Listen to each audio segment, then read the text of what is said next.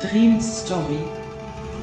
Jeremy und seine Oma zogen in eine kleine Stadt, nachdem sein Vater verschwunden war. Dream mochte die Stadt nicht wirklich, er wollte aber nicht zu unzufrieden wirken, also fragte er seine Oma, kann ich jede Woche in den Wald gehen? Natürlich stimmte seine Oma zu, immerhin wusste sie genau, wie naturbesessen er war. Auf die Schule hatte er sich am wenigsten gefreut, weil er dort nie Freunde finden konnte. An seinem ersten Tag sollte er sich vorstellen. Ich heiße Jeremy und bin 12 Jahre alt, sagte Jeremy. Er war der Überzeugung, dass niemand seine Hobbys verstehen würde. Während er in der Schule war, redete er nicht viel. Er malte lieber oder studierte das Verhalten anderer. Natürlich wurde er zum Opfer von Mobbing. Einmal verbrannte jemand all seine Zeichnungen, doch Jeremy fing nicht an, sich zu verteidigen. Er ging einfach weg. Ein anderes Mal wurde er mit roter Farbe übergossen. Es ging immer so weiter. Irgendwann wurde er auch geschlagen.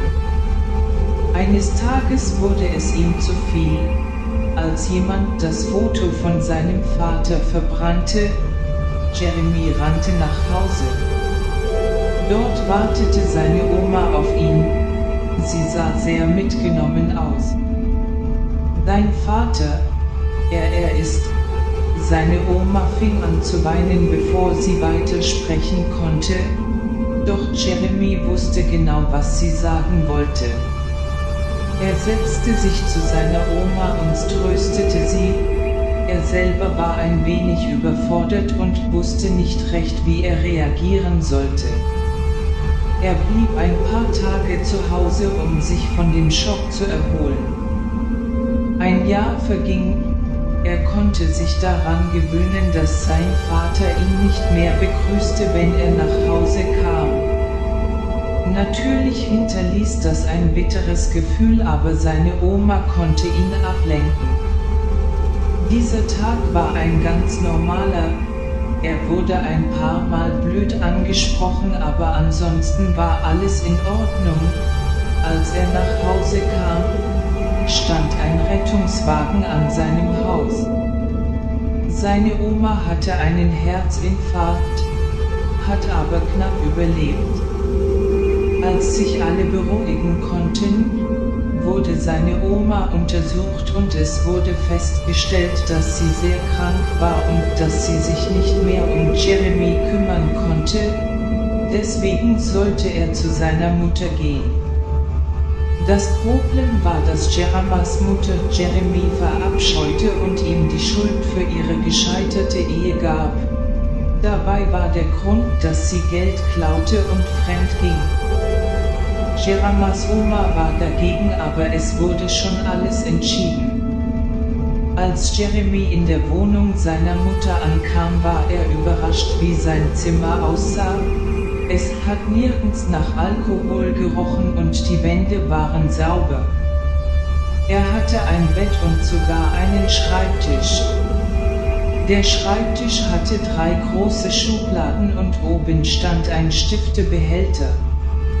Erwarte nicht, dass du etwas bekommst, ohne etwas zu machen, sagte Jeremys Mutter in einer sehr schlecht gelaunten Stimme. Okay. Wie viel soll ich für einen Kleiderschrank machen? Fragte Jeremy. War ja klar.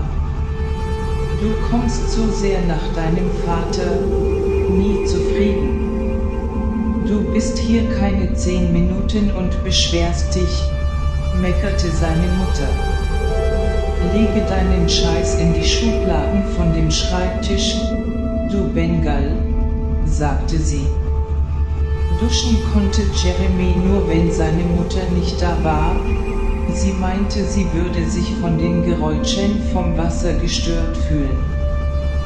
Das war aber kein Problem, weil sie sowieso jeden Tag ausging und erst spät abends nach Hause kam.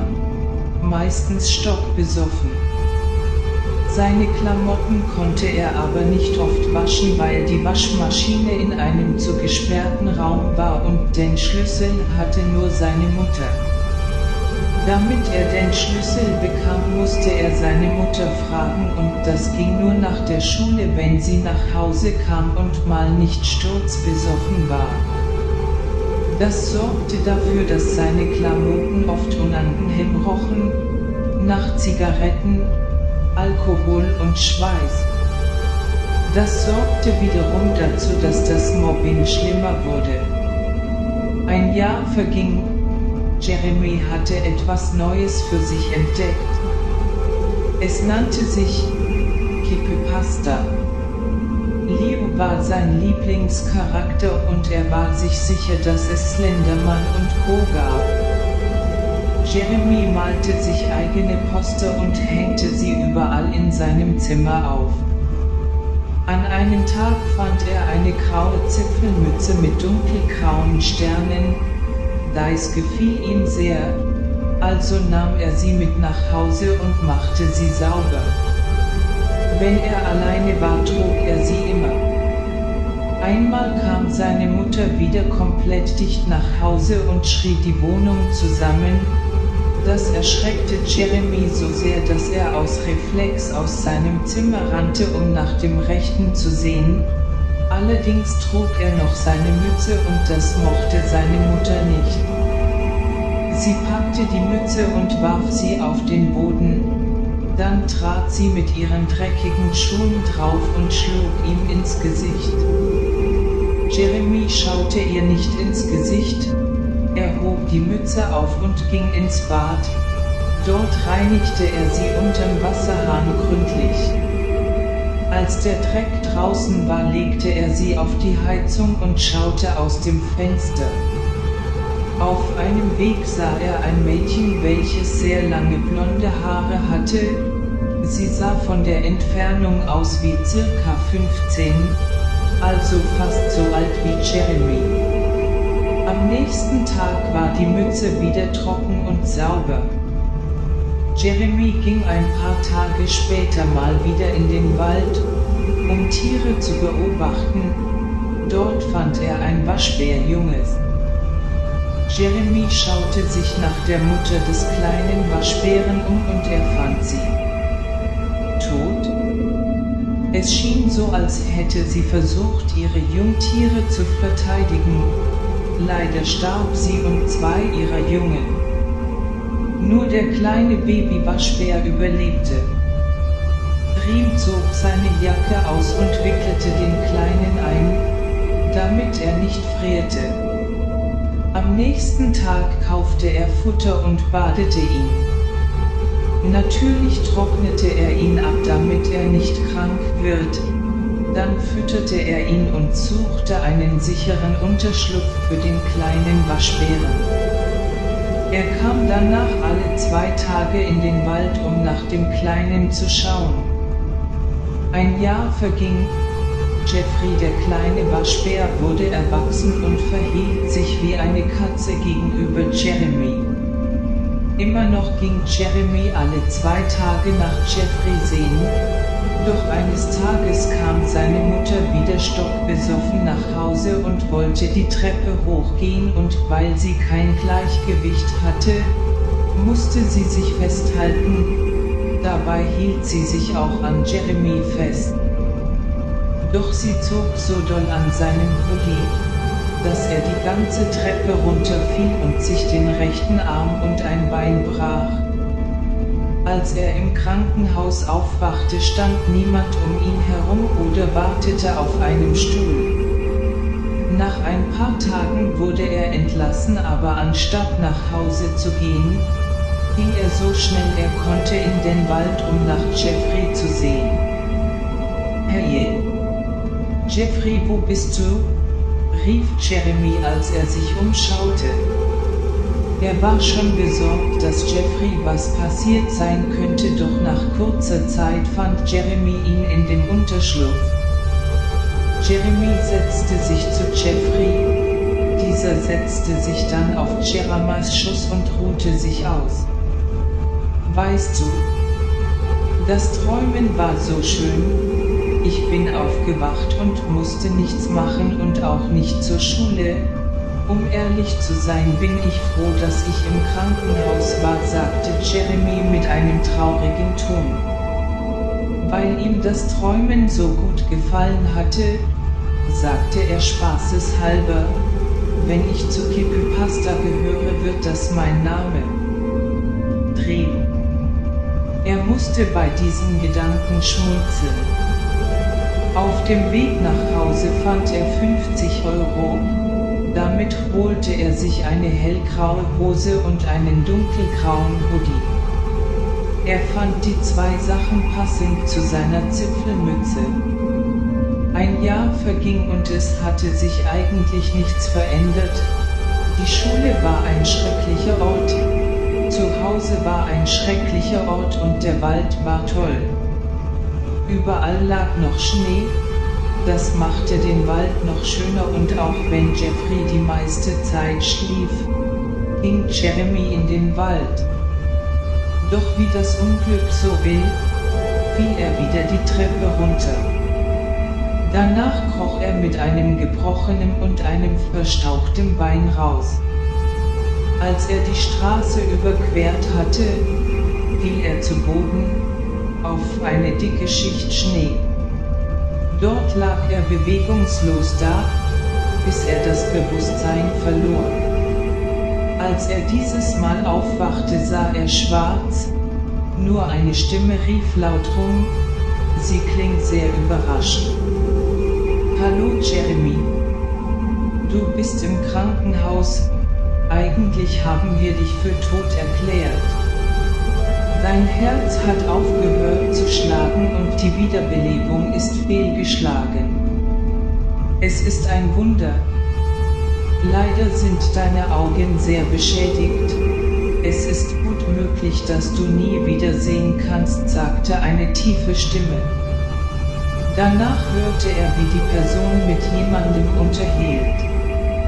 Ich habe keine Erklärung, warum seine Haut diese unnatürliche Farbe angenommen hat, aber er sah schon so aus, als sie ihn fand, sagte die tiefe Stimme.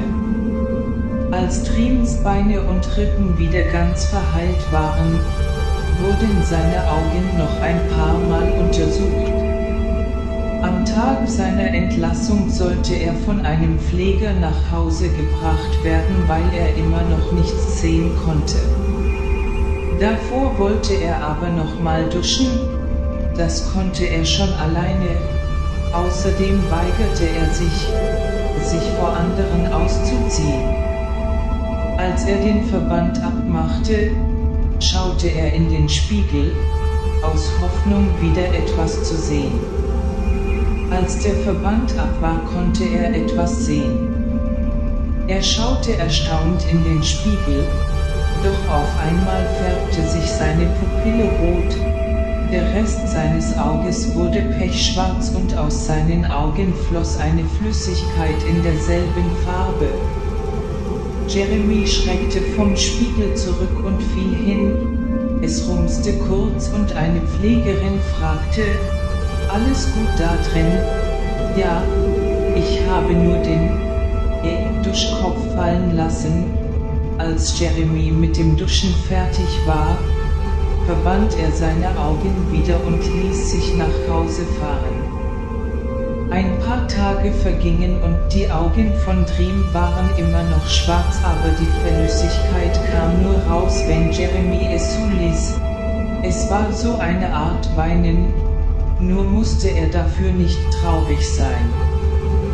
Doch eines Tages ertönten auf einmal laute Sirenen und ein Lautsprecher verkündigte, bitte bringen Sie sich in Sicherheit. Eine Gruppe Terroristen ist in das Gebäude eingedrungen. Ich wiederhole, alle gerieten in Panik und stürmten aus ihren Wohnungen. Als Jeremy im 2. Stock war mit seiner Mutter und ein paar anderen aus dem 4. Stock, ertönte ein lauter Knall, der anscheinend aus einer Pistole kam. Als 3 der Verbrecher hochkamen, versteckten sich die anderen, Doch Jeramas Mutter schubste ihn vor die Verbrecher und nutzte ihn als Ablenkung, um zu entkommen. Jeremy wurde gepackt und gefesselt auf den Boden geworfen. Nach einer Zeit lagen 6 Leute um ihn herum. Einer der Verbrecher kippte Benzin um alle herum in einem Kreis. Dann ging er die Treppe runter und ein anderer zündete alles an. Kurz bevor Dream das Bewusstsein verlor, hörte er ein lautes Krachen und merkte, wie er auf dem Boden herumrutschte. Danach kam nur noch Schwarz. Nachdem sich 2 der Täter gestellt haben, müssen noch 5 weitere gefunden werden. Noch wurden nicht alle Opfer der Attentat identifiziert. Eines der Opfer ist der 16-jährige Jeremy Butler. Der 36-jährige Jürgen, erzählte ein Moderator eines Radiosenders. Der Vorfall wurde fast überall als Hauptthema gewählt. Opfer. Das heißt, man ist gestorben. Was für ein Schwachsinn. Na ja, fast. Jeremy Butler gibt es wirklich nicht mehr. Denn ich bin Dream, sagte Dream. Na ja, eines steht fest, sie wird sterben. Sie hat mich immerhin zum Sterben zurückgelassen. Dream wollte gerade losgehen, um sich eine Waffe zu besorgen, doch auf einmal stolperte er. Er kniff sich die Augen zu, doch er kam nicht auf den Boden auf. Als er die Augen öffnete, merkte er, dass er den Boden gar nicht berührte. Er schwebte in der Luft. Vielleicht bin ich ja doch sowas wie tot. Eine Art Geist vielleicht. Na ja, zum Arzt kann ich auf jeden Fall nicht. Dream schwebte weiter. Er konnte einen halben Meter über dem Boden schweben. Als er in dem Raum einer Frau war, nahm er sich ein Küchenmesser, ging zu ihr rüber und fasste auf ihre Stirn. Als die Frau aufwachte, war ihre Atmung hektisch und sie sah geschockt aus. Oh? Hattest du einen Albtraum, Mutter? Fragte eine Stimme. Die Frau schaute sich um, doch konnte nichts sehen. Soll ich etwa näher kommen? Fragte die Stimme. Da erkannte die Frau einen Jungen mit weißer Haut, einer grauen Zipfelmütze, einem grauen Hoodie, einer grauen Hose, spitzen Ohren und aus der Dunkelheit leuchtend roten Augen. Jeremy, mach jetzt bloß nichts Dummes, ich bin deine Mutter, sagte die Frau. Ach Mutter, ich frage mich, warum du mich jetzt das erste Mal seit 10 Jahren mit meinem Namen ansprichst, jetzt wo mein Name anders lautet. Ach so, und zu dem Thema etwas Dummes machen, ich glaube, das ist das Intelligenteste, was ich jemals in deiner Gegenwart getan habe, sagte Dream mit einer ruhigen, aber bedrohlichen Stimme. Er bewegte sich schnell zu dem Bett seiner Mutter, damit sie nicht entkommen konnte. Dream hielt ihr das Messer an die Kehle, bewegte seinen Mund zu dem Ohr seiner Mutter und wollte gerade etwas flüstern, als er auf einmal einen Schmerz in der Brust spürte. Seine Mutter trat ihn und wollte gerade entkommen, als Dream ihre Haare packte, sie auf das Bett drückte und ihr zuflüsterte, Sweet Dreams. Dann schlitzte er ihr die Kehle auf und lachte gusselig, doch gleichzeitig liefen ihm die schwarzen Tränen runter. Er nahm ein wenig Blut von seinem Opfer und schrieb auf die Wand Sweet Dreams. Dann schlich er aus dem Fenster und schloss es von außen wieder. Ein Tag darauf suchte Dream sich einen Unterschlupf, Er fand ein altes kleines Haus mitten im Wald. Er entfernte die Spinnenweben und schloss die zerbrochenen Fenster mit Holz.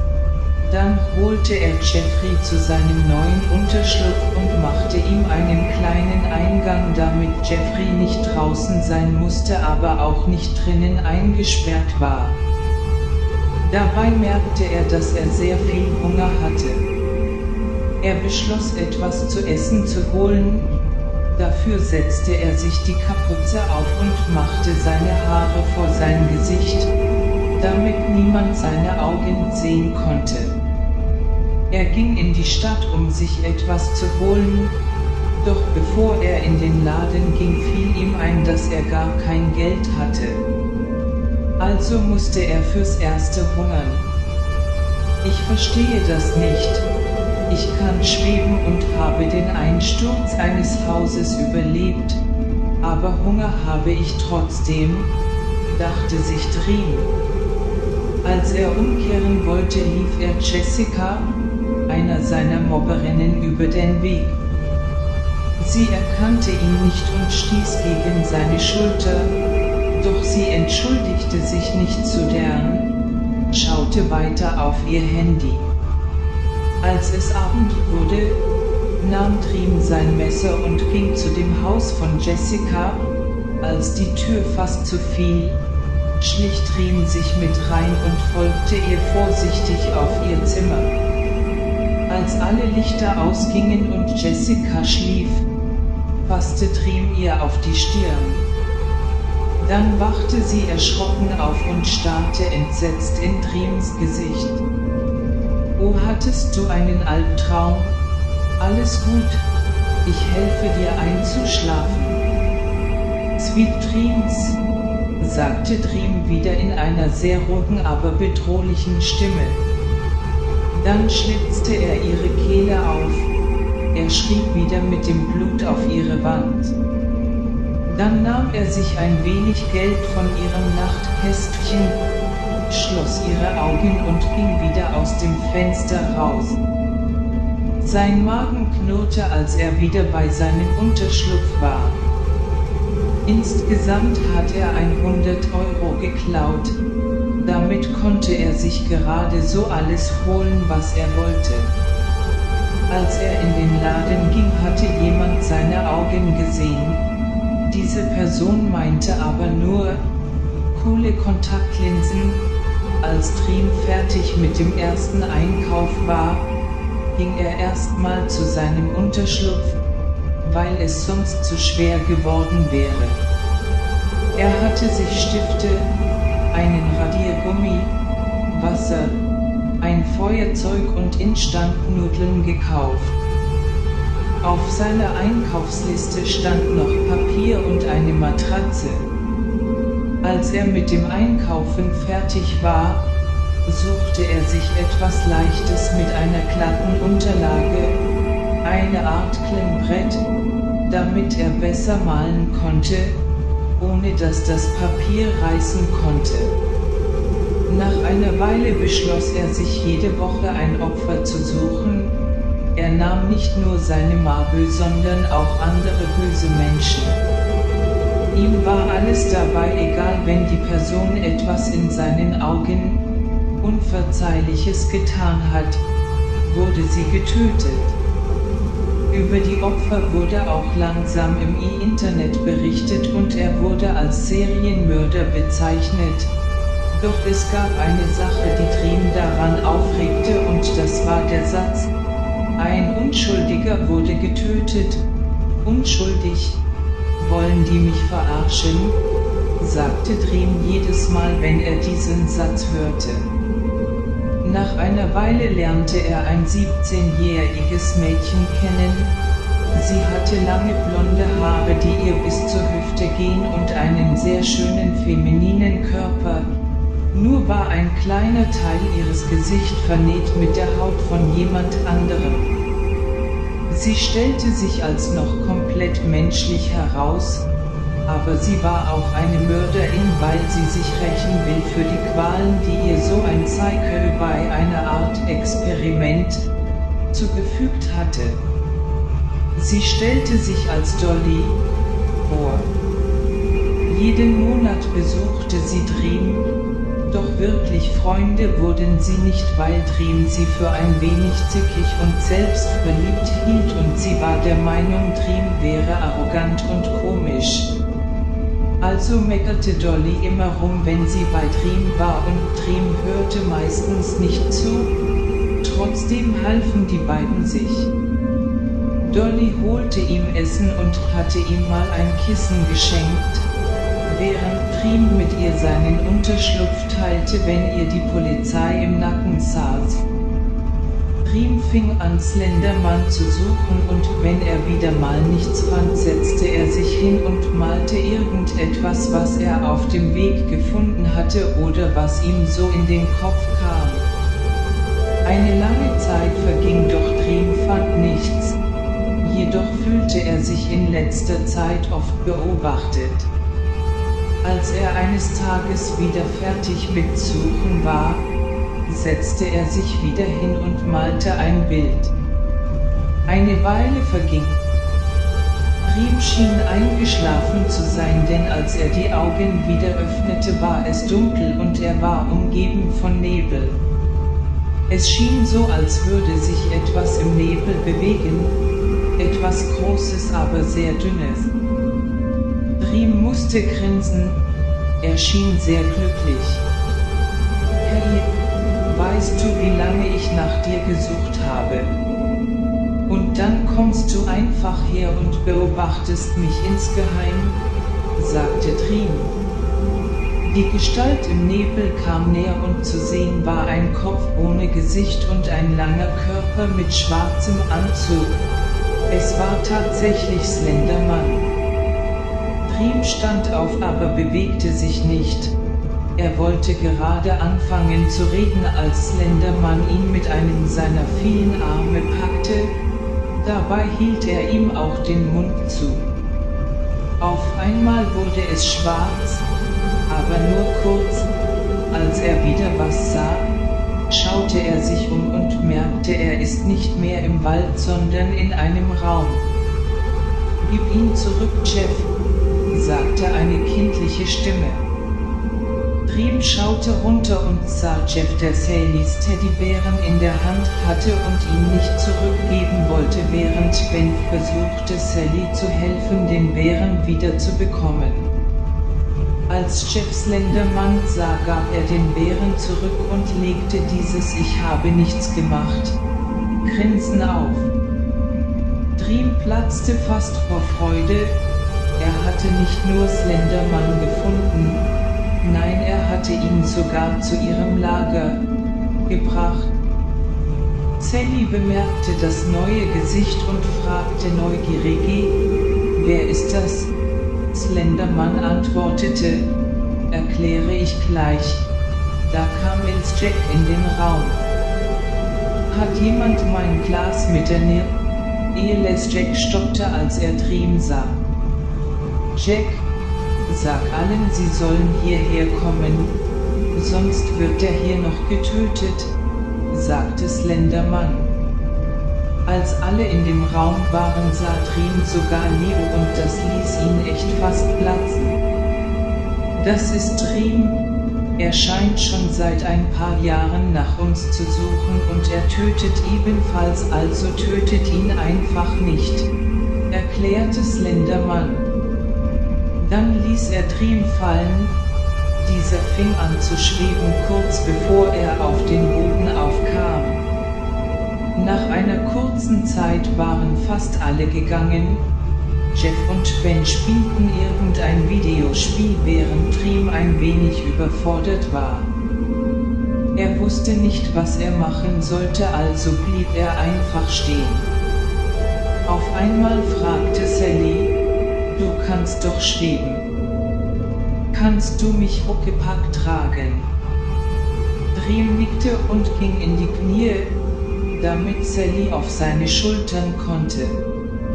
Sally erklärte ihm, in welche Richtung er schweben sollte. Als die beiden in einem Raum mit einem großen Tisch voll mit Essen ankamen, sah Dream, wie Dixie Toby einen großen Teller mit Waffeln aß. Sally stieg ab und nahm sich einen Teller mit Essen. Dreams Magen knurrte, aber er bewegte sich nicht vom Fleck. »Warum isst du denn nichts?« fragte Sally.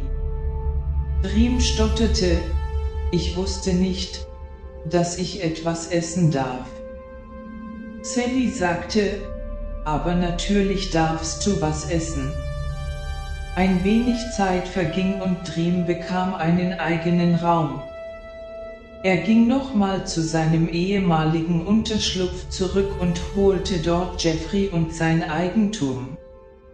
Dann wartete er auf Dolly und teilte ihr mit, dass sie den Unterschlupf für sich alleine benutzen kann. Dann richtete Dream seinen Raum ein und ein wenig mehr Zeit verging. Dream war immer noch sehr froh, dass er Slenderman begegnete. Jedoch war er nicht mehr so schüchtern wie am Anfang. Er traute sich sogar mit Leo zu sprechen, ohne zu stottern, und manchmal spielte er mit Ben Videospiele. Er trug Sally öfters Huckepack und verstand alle Regeln.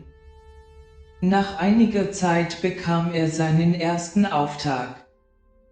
Dieser war so aufregend, dass er einer eigenen Geschichte bedarf.